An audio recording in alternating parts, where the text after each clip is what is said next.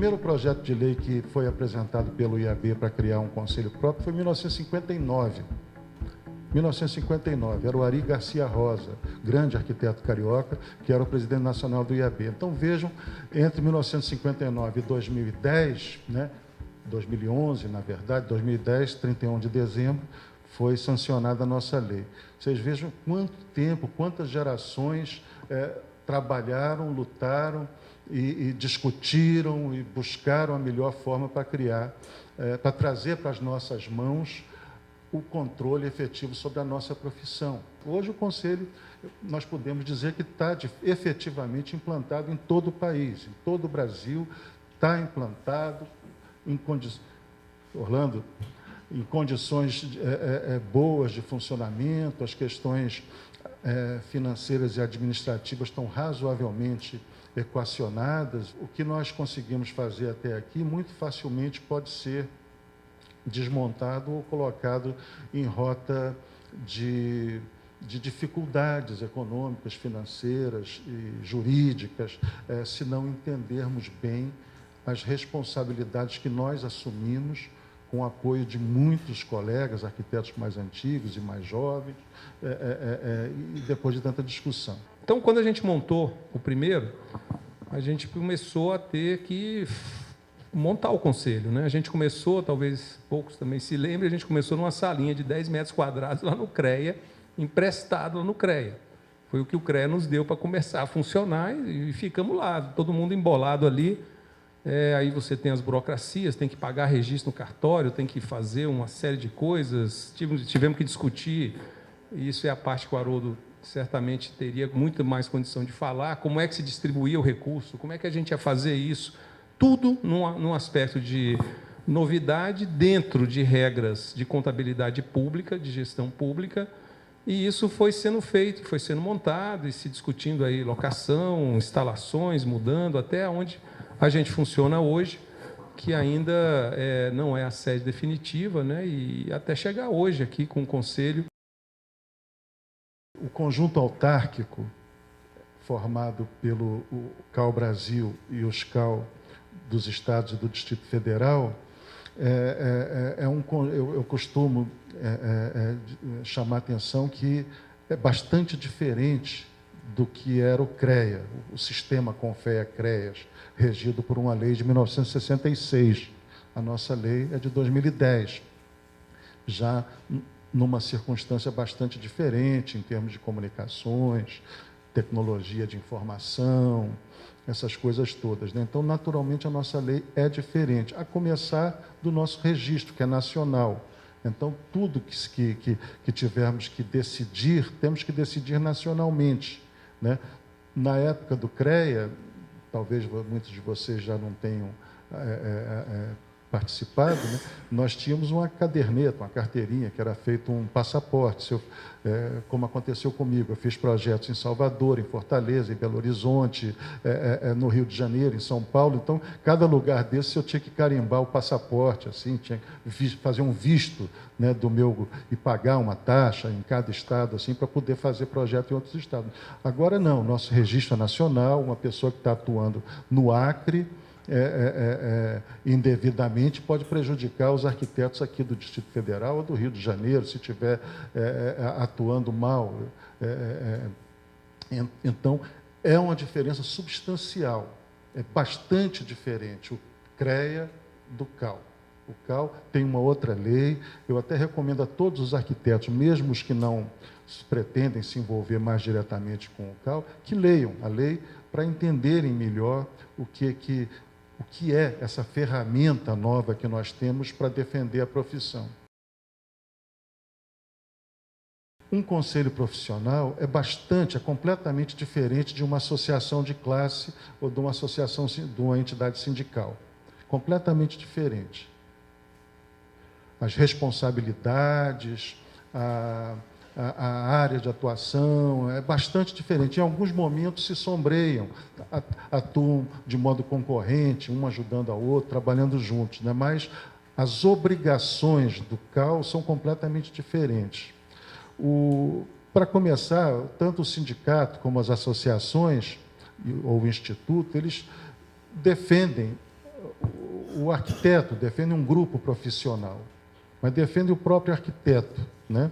Procura o sindicato principalmente, a ele cabe a defesa do profissional, do arquiteto. Os conselhos, seja de medicina, qualquer conselho, o nosso Conselho de Arquitetura e Urbanismo, ele existe para defender a profissão, a arquitetura e urbanismo, de defender a sociedade contra a má prática, a prática ilegal da profissão. Então, isso é fundamental que vocês saibam, que não é uma organização, o Conselho, que vai defender o arquiteto, que vai fazer campanha de valorização do arquiteto, não é isso. Não pode, olha, o Conselho não deve ser uma entidade corporativista.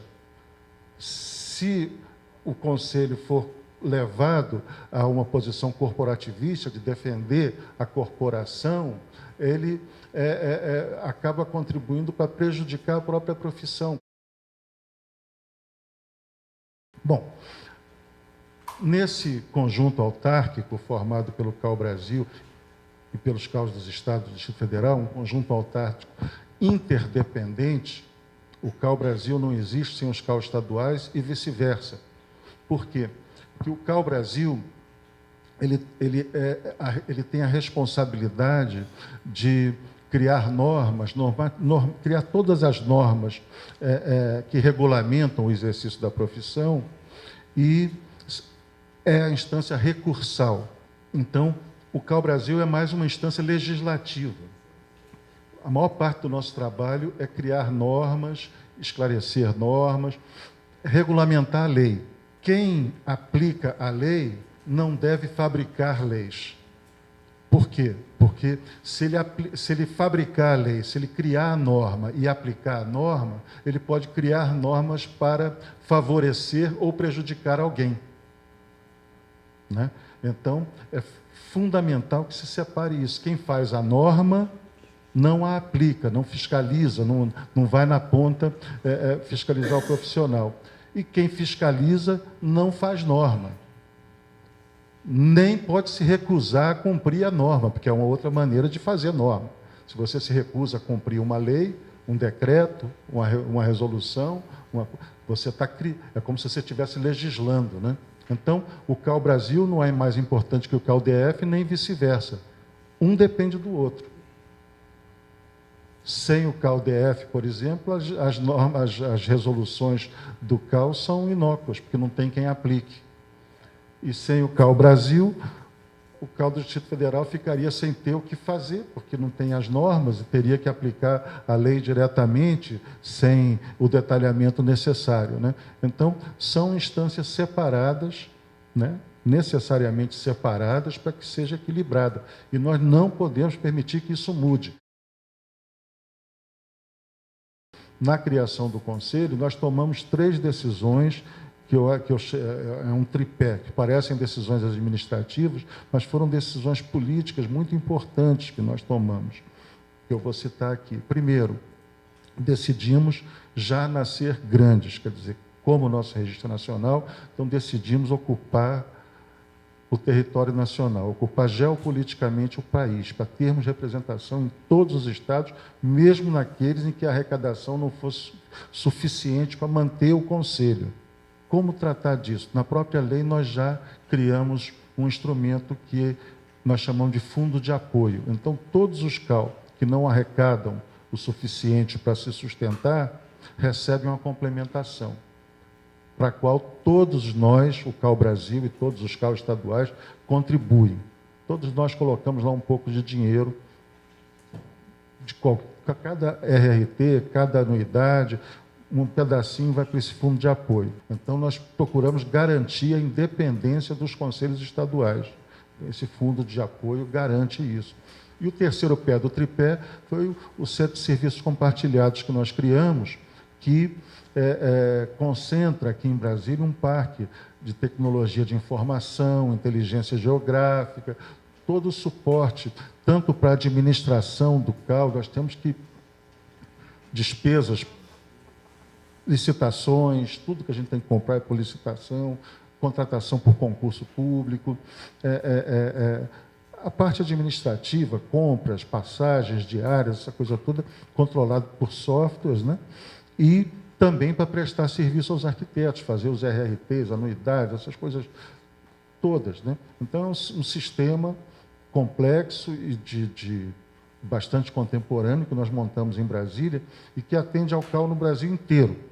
Então, o mesmo suporte tecnológico que São Paulo tem, o Acre tem.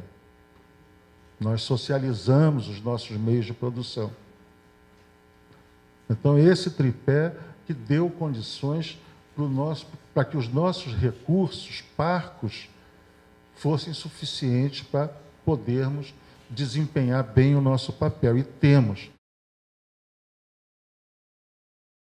Prestamos conta todo o tempo para o TCU tem enaltecido para os demais conselhos as práticas do CAL.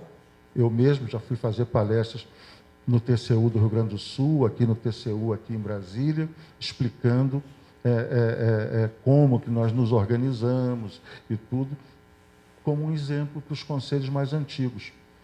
Tem 3 acórdãos do TCU já enaltecendo a prática administrativa que eles não analisam só a parte contábil, analisam também os resultados que se obtém com os recursos que nós gerenciamos, né?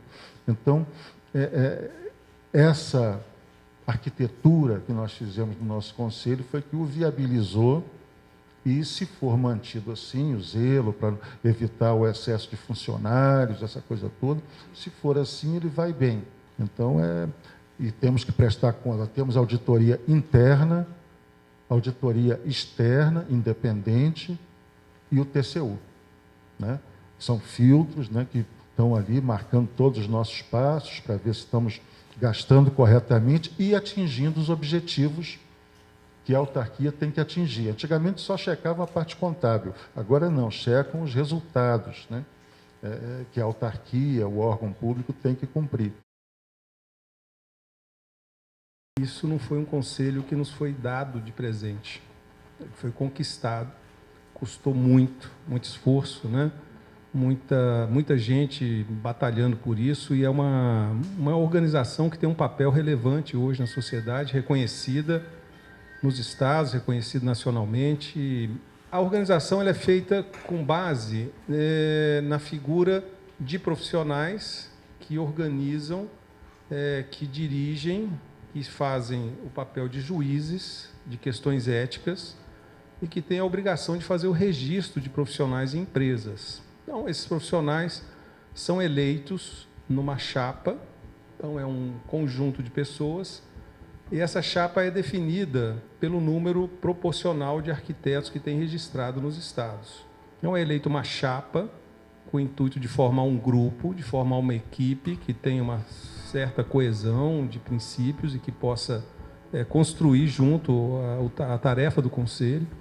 Essa chapa, ela indica ou escolhe ali o seu presidente, então é uma eleição mais simples, é um debate que se faz entre os colegas e indica o representante federal.